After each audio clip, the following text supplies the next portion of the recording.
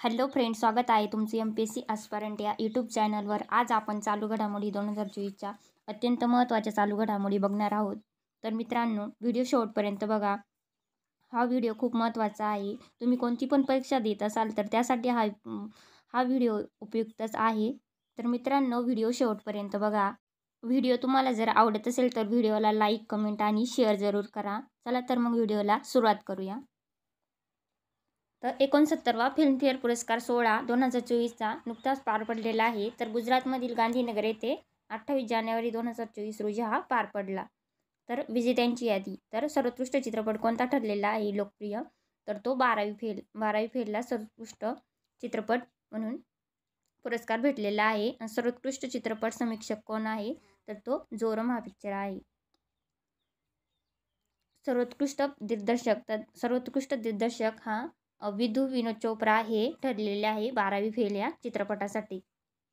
सर्वोत्कृष्ट अभिनेता प्रमुख भूमिका, तर रणबीर कपूरला ॲनिमल या चित्रपटासाठी सर्वोत्कृष्ट अभिनेता म्हणून पुरस्कार भेटलेला आहे। सर्वोत्कृष्ट अभिनेता समीक्षक, तर विक्रांत मसी यांना 12वी फेल या चित्रपटासाठी भेटलेला आहे।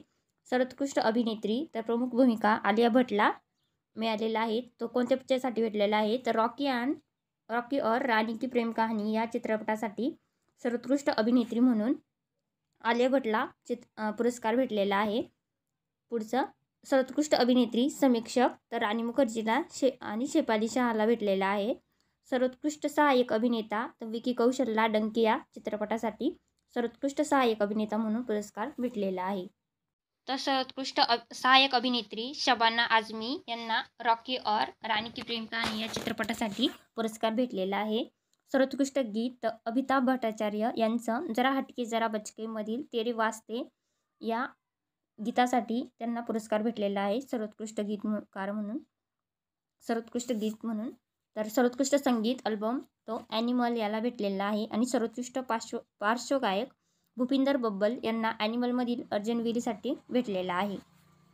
सर्वोत्कृष्ट पार्श्वगायिका, तर तो कोणाला भेटलेला आहे, तर शिल्पा राव यांना पठाणमधील बेशरम रंग या चित्रपटासाठी शिल्पा राव यांना पार्श्वगायिका म्हणून पुरस्कार भेटलेला आहे।